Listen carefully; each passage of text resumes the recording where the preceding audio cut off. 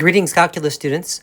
This lecture will be on curve sketching, which will incorporate ideas from the last 3 lessons on first and second derivative analyses and on using L'Hopital's rule. This lesson will be a culmination of these ideas into using derivatives to produce an accurate representation of the covariation between two variables to produce an accurate picture of a function. I'll complete the table below. There will be 4 basic kinds of curvatures that form the building blocks of every nonlinear function. First description is that a function is increasing at an increasing rate. I'm going to jump down to the shape of the curve that satisfies this description. We need the function to be increasing. That means going up from left to right, but doing so at an increasing rate, meaning the slopes of the tangent lines need to be increasing. What I've currently drawn is linear. I want to put some curvature to it in such a way that the slopes of the tangent lines are increasing. An alternate description will be that the function is increasing and concave up. So we know that the sign of f prime will be positive because all the tangent lines have positive slope. And since the slopes are increasing from left to right, the second derivative will also be positive. Now, if our function f represented a position function along a one-dimensional path, then to say that s is increasing is to say that the velocity is positive and increasing. In this case, the object would be speeding up. The next case, the function is increasing at a decreasing rate. So I want to draw a curve that's going up from left to right, but the slopes of the tangent line are decreasing. So you have a large positive slope, then a smaller positive slope, then a smaller positive slope. So the first derivative, or the velocity function, would be positive, but because the slopes are decreasing, the second derivative, or the acceleration, would be negative. So generally speaking, we can say that f is increasing and concave down. In context of f being a position function, in this case, we would say that the object's velocity is positive but decreasing, which suggests that the object is slowing down. All right, moving to our third case, the function is decreasing at an increasing rate. This describes this kind of curvature. The function is decreasing, so the graph is going down from left to right. If you draw a tangent line, we have a large negative number. And as we move along the curve, the tangent line still has a negative slope, but it's not as negative, meaning closer to 0. And as we continue to move, the tangent line still has a negative slope, but again, not as negative as before. To go from large negative to smaller negative is technically an increase in value, such as going from -6 to -2. As you move along this curve, the tangent lines have slopes that are increasing. So say f is decreasing and concave up. The fact that the function is decreasing means its first derivative, or velocity, would be negative, and the second derivative, or acceleration, would be positive because these slopes are increasing. So in the context of a position function, we would say that the object's velocity is negative, but the object's velocity is increasing. This is like being in reverse in a car, but hitting the brake. Therefore, the object would be slowing down. In the fourth case, the function is decreasing at a decreasing rate. This is a description of this kind of curvature. The outputs of the function are dropping as we go left to right. Furthermore, the slopes, which begin negative, become more negative as you move along the curve. So going from, say, -5 to -6 to -7, these are decreases in velocity, although increases in speed. The fact that the function is decreasing means we have a negative first derivative, or velocity, and the fact that the slopes are also decreasing implies we have a negative acceleration, or second derivative. Alternately, we could say that f is decreasing and concave down, and if this function represented the position of an object, we would say that the object's velocity is negative and decreasing. But when you have a velocity that's negative and it decreases, say from -6 to -7 to -8 to -9, these are decreases in velocity but increases in speed, so the object would be speeding up. A couple things to point out: whenever a graph is concave down, the second derivative will be negative, and should you draw a tangent line to a curve that is concave down, the tangent lines would be above the curve, as if the curve is bending away from the tangent line while remaining below the tangent line. Whereas when a function is concave up, it would have a positive second derivative, and should you draw a tangent line to these curves, the tangent line would be below the curve, as if the curve is bending away from the tangent line while being above the tangent line. Further, recall that if the first and second derivatives match sign and the function represents a position function, then the object will be speeding up.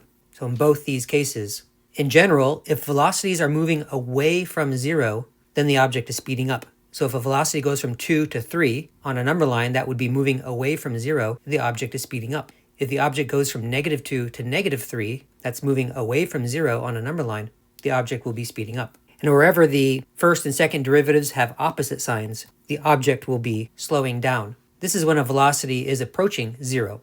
If velocity is positive, such as 3, and drops to 1, that's getting closer to 0, that's a slowing down.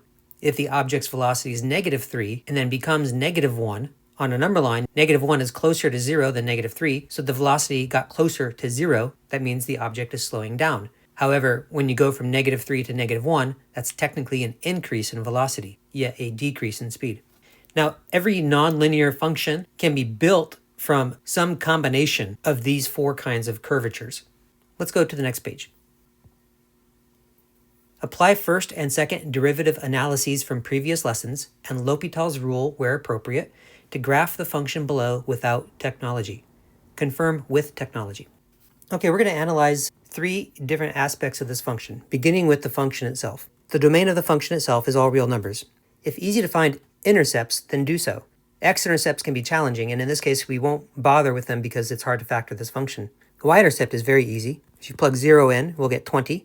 And then also end behaviors. So you want to do a limit where x approaches the boundaries of the domain. Now in this case, the domain is all real numbers, so we can let x approach negative infinity. Now the dominant term of this function will be the leading term, the x to the 4th. That's the highest power term. As x approaches negative infinity, x to the 4th will approach positive infinity because the 4th power will result in a positive number. So as x approaches negative infinity, we're going to get positive infinity. And then let's go to the right side of our domain, which would be x approaching positive infinity, and positive infinity to the 4th is still infinity. This forms an analysis of the original function. Now we want to differentiate and analyze the first derivative, which will be 4x cubed minus 12x squared. Now this domain is also all real numbers, so we won't have any type 2 critical numbers where the derivative fails to exist. So now we look for type 1 critical numbers where the derivative is equal to 0. So let me first factor my derivative. Factor out of 4x squared, that leaves an x minus 3. And then imagine setting this to 0 and solving for x, and we're going to get 2 answers. X could be 0 or positive 3. Next, create a number line that represents the entire domain, so the entire number line. Put on it the critical numbers, pick test numbers, and plug into the first derivative. If you plug negative 1 into the first derivative, we'll get a negative result, meaning the function is decreasing. Plug in positive 1, we'll still get a negative result, meaning after this flat spot, the function continues to decrease. Plug in 4 into the derivative, we'll get a positive result, meaning the function now has transitioned to increasing. So from this, we can see that we're going to have a min when x is 3. And then we plug 3 into the function. I'll use a calculator to do this, and I get negative 7 back. And I plugged 3 into the original function to get that y-coordinate. Now let's do a second derivative analysis. Second derivative is 12x squared minus 24x. The domain of this derivative is also all real numbers, so no type 2 hypercritical numbers where the second derivative fails to exist. So instead, we're going to set the second derivative equal to 0 and look for those type 1 hypercritical numbers. Factor out at 12x, that leaves an x minus 2. Imagine setting this equal to 0 and solving for x. We would get 2 different hypercritical numbers, 0 and 2. So another number line that represents the domain of the entire function. So the entire number line, the 2 hypercritical numbers go on it. Pick some test numbers in between and plug into the second derivative. When you plug negative 1 into the second derivative, we'll get a positive result. So I like to put 2 plus signs to represent it's the second derivative I plugged into. And a positive second derivative means concave up, which means your curve will be some portion of a smiling mouth. And now we have the cute image of a happy face. Plug in 1 into the second derivative, we get a negative result. So I'll put 2 negatives. And concave down means that you'll have a portion of a frowning mouth. Plug 3 into the second derivative, we'll get a positive result, concave up again. Now, because we have changes in concavity at both hypercritical numbers, we will have inflection at both of these locations. Let's get the y-coordinates. Plug 0 into the original function. We've already done that. We get 20. That's the y-intercept. And now let's plug 2 into the original function. I'll speed it up with technology. And we get an output of 4. All right, next we're going to take all of this information and combine them into one number line that represents the domain of the function, so the entire number line. Put on it all critical and hypercritical numbers, as well as any domain restrictions there might be. In order, so we have 0 was critical and hypercritical, 2 was hypercritical, and 3 was critical. Don't worry about making this to scale. This divides our number line into 4 subintervals, and for each subinterval, I'm going to keep track of 2 things. I'm going to keep track of the signs of f prime and f double prime. Now f prime was negative up to 0, negative between 0 and 3, and then positive after 3. So f prime will be negative up to 0, negative between 0 and 2, and between 2 and 3, but then positive after 3. F double prime is positive up to 0, negative between 0 and 2, and then positive after 2. So f double prime, positive up to 0, negative between 0 and 2, and then positive after 2. So both of those subintervals. For each subinterval, we look at these two signs. F prime is negative, f double prime is positive. So we need decreasing but concave up. That's going to be a curvature. That's the left side of a happy face.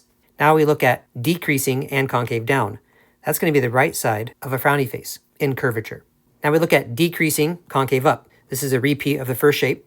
And then finally we have increasing and concave up. This is the right side of a smiling mouth. Now we'll make a graph by hand. We don't need to worry so much about the graph being to scale. We have a minimum at 3, -7, inflection at 2, 4, inflection also at 0, 20. For the first portion of our curve, I use this curvature. So the graph will decrease but be concave up into this inflection point. Keep in mind this is also a critical point, meaning the graph is flat there. So I expect some sort of shape like this. The next piece will be this curvature connecting these 2 points. So something like that. Third piece is this curvature. Then we have a min here and a flat spot. And then the graph finishes with this curvature. Here's the graph using technology. I've plotted the inflection points as blue and the minimum as red. I'm going to make a slider, capital T equals 1. Go -3 to 5 to match this viewing window. Make an orange undraggable point at t comma f of t. And now the tangent line. Y equals f prime of capital T times x minus capital T plus f of capital T. Adjust a few settings. Drag the slider back. Play forward slowly. As x approaches 0, you can see the slopes are large and negative, but becoming less and less negative, getting closer to 0. So the slopes are increasing, but the speeds are decreasing. Between 0 and 2, the slopes go from 0 to more and more negative. So these are decreasing slopes, but increasing speeds. From the point of inflection to the minimum, the slopes begin to increase from negative to less and less negative until we get to a slope of 0. These are increases in velocity, but decreases in speed. And then after the minimum, the slopes are increasing from 0 to more and more positive. These are increases in velocity and increases in speed. Also notice the end behaviors of this function.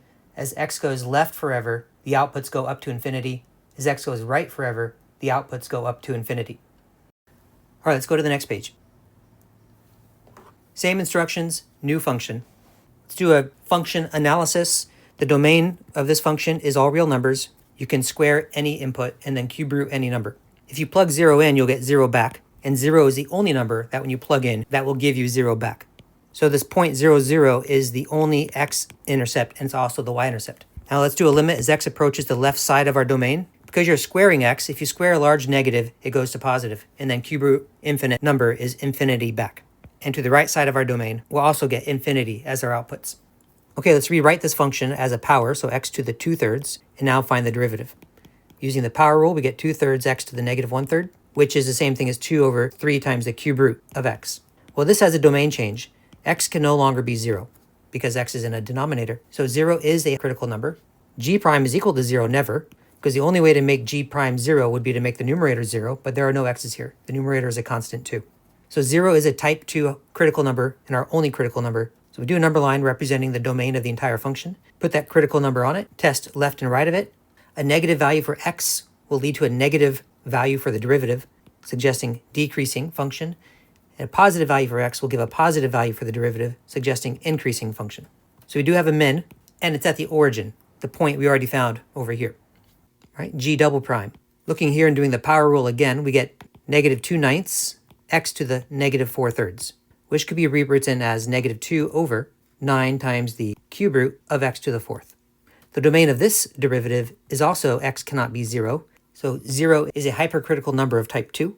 The second derivative, if you set it equal to 0, can never occur, again because the numerator is a constant -2.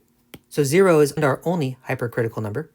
Test either side of it. Now because there's a 4th power in this x, if you plug in -1 or +1, the result will be the same. This will just be 1, so our result will be -2/9 in both cases, giving me a negative second derivative, concave down, and again a negative second derivative, concave down. So there are no inflection points because there's no changes in concavity. I'm going to combine both number lines. Superimposing our number lines, there was only one critical number, which was also hypercritical. F prime was negative and then positive. F double prime was always negative. So our shapes, we have decreasing and concave down. That's going to be the right side of a frowny face. Then we have increasing but still concave down. That's going to be the left side of a frowny face. Now when you take these two shapes and try to put them together, the only way they can meet would be if they make a sharp corner. So making our graph, we had 0, 0 was a min. We begin with this shape, and then we continue with this shape. As x goes to the right forever, the y-coordinates will increase to infinity. There is no horizontal asymptote here. Same thing is true as we go left forever with the graph. The y-coordinates will approach positive infinity. There is no horizontal asymptote. Here's a graph using technology. Notice what's happening to the tangent lines. As I advance this point, we have negative slopes. They're getting more and more negative as we approach this sharp corner. And then on the other side of the sharp corner, the slopes are now positive, but becoming less positive as we go to the right. So we have decreasing slopes. Okay, next page. Same rules, new function. The domain of this function is that x cannot be 1, because that would cause division by 0. Also, there's going to be a vertical asymptote at x equals 1, because plugging in 1 gives 1 over 0, non-zero over 0. The x-intercept is easy. If you plug 0 in for x, you'll get 0 in that numerator, hence a 0 result. This is also the y-intercept. And now let's do a limit as x approaches negative infinity. This function approaches negative infinity over infinity, so L'Hopital's rule can be used. So I'll put an equal sign with an LH above it to suggest L'Hopital's rule. Differentiate the numerator as 1, derivative of the denominator is 2 times x minus 1. And as x approaches negative infinity, this will approach 1 over negative infinity, which is 0. Similarly, as x goes to the right forever, we will also get 0. So in our graph, this will translate into a horizontal asymptote at y equals 0 in both directions. Now we do the derivative. We must use the quotient rule. Derivative of the numerator, which is 1, times the denominator, minus the numerator times the derivative of the denominator, all over the denominator squared. And when you square a square, you get a fourth. Now your first instinct should be factoring. I'm going to factor out some of these x minus 1s. That leaves over a single x minus 1 minus a 2x. This x minus 1 will cancel as power 4, leaving a power 3. And inside the red brackets will become negative x minus 1, all over x minus 1 to the third. Now this domain is the same. X still cannot be 1, so no change in domain, so no type 2 critical numbers. But if we set the derivative equal to 0, that's equivalent to setting the numerator equal to 0. Solving for x, you get x equals negative 1. This is a type 1 critical number. This time, before I do the number lines, I'm going to find both the critical and hypercritical numbers. And then I'll make a single number line. So we transition to the second derivative.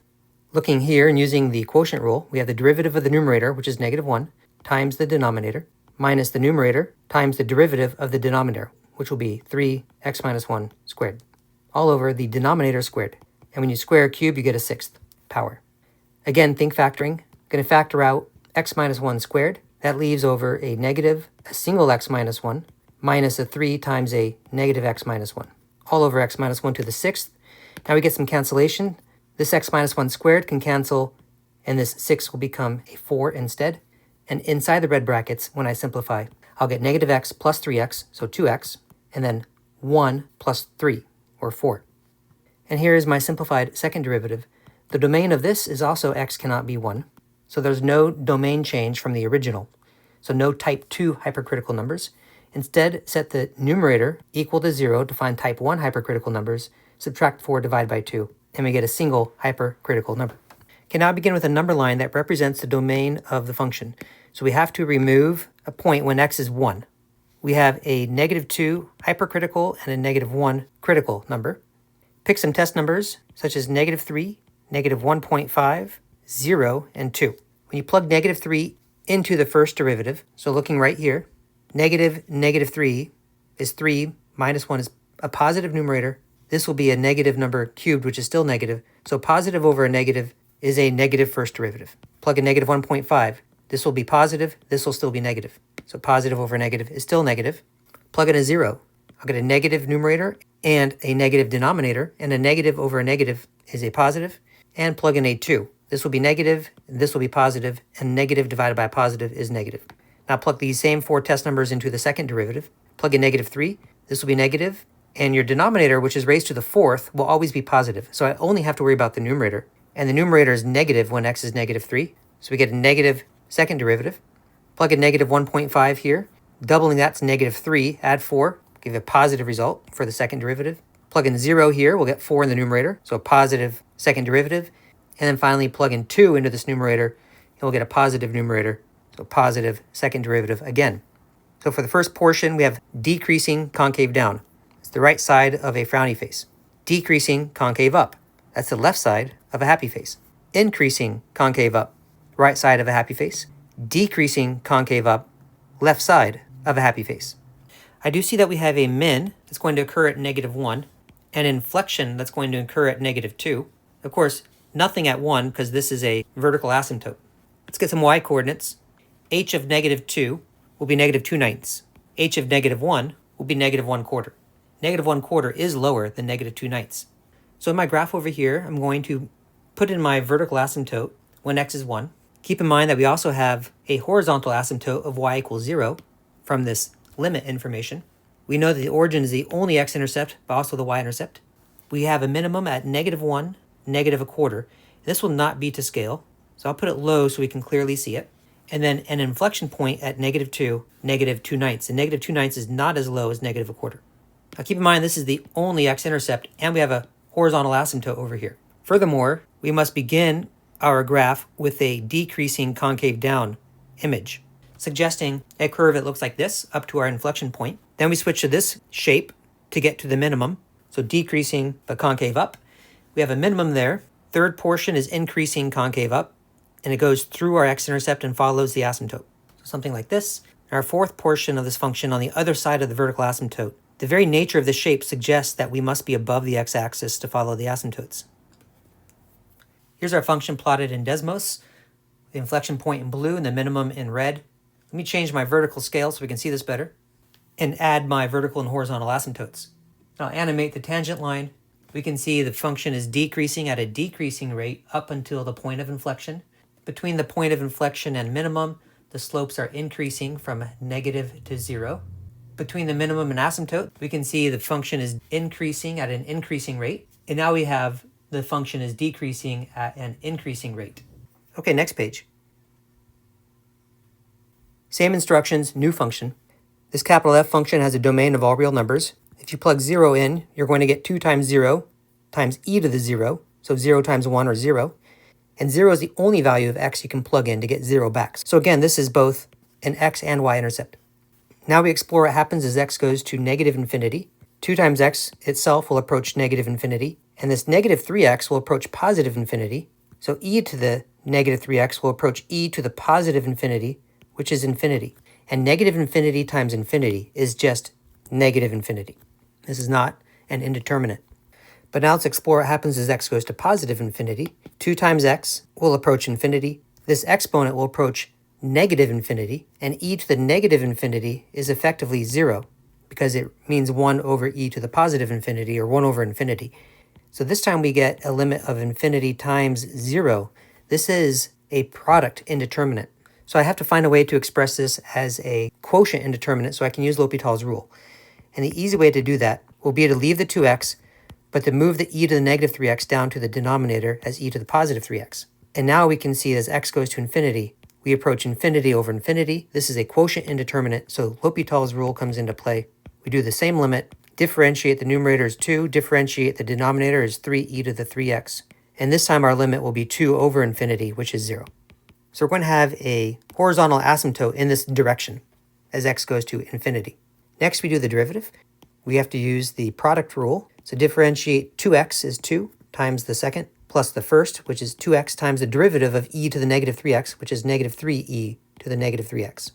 We do some factoring. I can factor a 2 and the exponential out, leaving a 1 in the first term and then a minus 3x in the second term.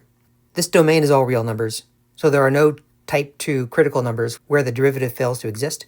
Instead, we set the derivative equal to 0 and solve. Well, the exponential will have no solution, but when I set this factor equal to 0, I get 1/3. And this is our only critical number, type 1. Now let's find the second derivative right away. I'm going to use this factored version of the derivative, a unit v, and use the product rule again. So the derivative of 2e to the -3x will be -6e to the -3x times the second plus the first times the derivative of 1 minus 3x, which is -3. Again, I'm going to go straight to factoring. This exponential is common to both, as well as a -6, and this 2 times -3 will make a -6. So I can factor out a -6e to the -3x, and that would leave left over, in this first term, only the 1 minus 3x will be remaining. And in the second term, all of this was factored out, so a positive 1 is left in its place. So my second derivative simplifies to this expression already in factored form. This also has a domain of all real numbers, so there are no type 2 hypercritical numbers. Instead, we want to find type 1 hypercritical numbers, set the second derivative equal to 0, and solve. Once again, this exponential will give no solution, but we will get x must be 2/3 to make the second factor 0. Now I'll do a joint number line. The domain is all real numbers, so we have the entire number line. We have only one critical number at 1/3 and one hypercritical number at 2/3. So test numbers in between. 0 is an easy test number and 1 is an easy test number. But in between 1/3 and 2/3, if you average them, so add them together and divide by 2, 1/3 plus 2/3 is 3/3, or 1, divide by 2, making 1/2 a good test number for this middle interval. All right, plugging 0 into the derivative, I'll plug right here. First of all, e to any number is always positive. So this coefficient here is always positive. So I just have to worry about this factor here. And plugging in 0, I get a positive inside those parentheses. So I know the first derivative will be positive initially. Now take 1/2 and plug it in right here. 3 times 1/2 is 1.5, and 1 minus 1.5 is negative. Now plug in 1. 1 minus 3 is also negative. Now I'll take these same 3 test numbers and plug them into the second derivative. Now here we have a minus 6. That's always negative. And this exponential is always positive. So this coefficient is always negative. We just have to now worry about what sign this will be. Plug 0 in right here, we get a 2. So positive, but times this negative, gives me a negative overall. Plug in a 1/2. 3 times 1/2 is 1.5, and 2 minus 1.5 is positive. So positive in there, but a negative here is a negative overall. Now plug in a 1. 2 minus 3 is negative. This coefficient is negative. Negative times negative is positive. Now let's get the curvature. Increasing concave down is the left side of a frowny face. Decreasing concave down is the right side of a frowny face. Decreasing concave up is the left side of a happy face. This tells me that we're going to have a max at 1/3 because of the change in monotonicity. Connect these pieces, it would create a max. And here we have a change in concavity, so inflection occurring at 2/3. Let's get those y-coordinates. Capital F of 1/3. Plug 1/3 into the original function. 2 times 1/3 is 2/3. And e to the negative 3 times 1/3, well, negative 3 times 1/3 is negative 1, so we just get e to the minus 1. And you can write this as 2 over 3e. And now let's figure out the inflection point. Plug 2/3 into the capital F function. We're going to get 4/3 as the coefficient and e to the minus 2, which can be rewritten as 4 over 3e squared. Now for our graph, we know that the origin is the y-intercept and the only x-intercept. We have a maximum at 1/3, 2 over 3e. I'll exaggerate the scale so we can see things better.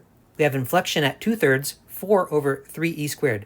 This will be a point lower than the max. It must be, according to our monotonicity analysis. So 2/3, 4 over 3e squared. Furthermore, we have a right-sided horizontal asymptote, y equals 0. So we begin our graph with this shape, up into our maximum, and going through our x and y-intercept at the origin.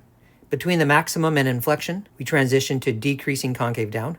Then after our point of inflection, we transition to decreasing concave up, which is necessary to do in order to follow that asymptote. And we wind up producing a function with these characteristics. Here's our function typed in a Desmos with our maximum in green and our inflection point in blue. If I animate a tangent line, we will see the function begins increasing but at a decreasing rate. Between the max and inflection, the function is decreasing at a decreasing rate, so getting steeper and steeper and steeper. And then after the point of inflection, we have decreasing but at an increasing rate as the slopes level off towards 0 again as we follow the asymptote. Okay, next page. Graph of function f that meets the following conditions. So we have 7 conditions here. First condition gives us a point. It tells us that when x is negative 2, the output should be 3. So we have this point here. The second condition tells us that the second derivative is 0 for every x between negative infinity and negative 2. If the second derivative is 0, that means we have no concavity, which means that the first derivative had to be a constant, which meant the original function has to be linear for this portion of the graph. We'll keep that in mind. These conditions all tell me about whether the first derivative and second derivative is positive or negative for certain intervals. I'm going to take this and make a double number line. We'll keep track of the first derivative sign and the second derivative sign. The first derivative is positive for x from negative infinity up to 4. 4 on my number line, and put a plus sign right here for f prime. The first derivative is negative for x is more than 4. So we get a negative sign right here. Now the second derivative is negative if x is between negative 2 and 6. This does not have to be to scale. So it'd be negative both here and here. The second derivative is positive if x is more than 6. And then looking back up here, the second derivative is 0 left of negative 2. So I'll put a 0 there. I'm going to extend my lines for negative 2 and 6 up, and then put 4 different signs up for f prime, so that for each subinterval I have a sign for both f and f prime. F prime was positive up to 4, so plus and plus in these first two subintervals, and then f prime was negative after 4, so minus and minus. Now for this first portion, f prime is positive, so we're increasing, but f double prime is 0, so there's no concavity. This is increasing and linear. So as long as you draw anything that is increasing and linear and has to hit this point at negative 2, 3, any such drawing would be acceptable. So this is fine, this would be fine, or even very steep would be fine, as long as we have a positive sloped line. I'll leave my answer like this. This next subinterval, we have increasing but concave down. That means we need to have the left side of a frowny face. This portion will be decreasing concave down. This will be the right side of a frowny face. And then the final portion needs to be decreasing concave up. That'll be the left side of a happy face. Now, because the function is differentiable everywhere, you must glue these 4 pieces together in such a way that you make no sharp corners. You must transition from one to the next smoothly. Furthermore, I can conclude that we're going to have a max at 4 and an inflection at 6. In my graph, I'm going to make 2 vertical lines at 4 and 6 to remind myself that these are the locations where we have transition. So continuing with our shape, in a smooth way, I need to transition from this line into a curve that's increasing concave down. And we'll have some sort of max here. Now between the critical and hypercritical number, I need to transition to decreasing concave down. Wherever I hit this line at x equals 6 will be an inflection point, after which I need to transition to concave up. So you have some options for this last piece. There could be a horizontal asymptote in play, or maybe not. It's possible for this to maintain its concavity but still decrease to negative infinity as x goes to positive infinity. Or you could draw this in such a way that perhaps there is a horizontal asymptote anywhere you want to put it, as long as it's below the inflection point. So this drawing would also not contradict the information. And here we have a function now that meets all 7 conditions. Okay, this concludes our lesson on curve sketching, which is using the first and second derivatives and some limits at the endpoints of the domain to inform us about the nature of the covariation between inputs and outputs of a function, or in other words, the shape of its graph.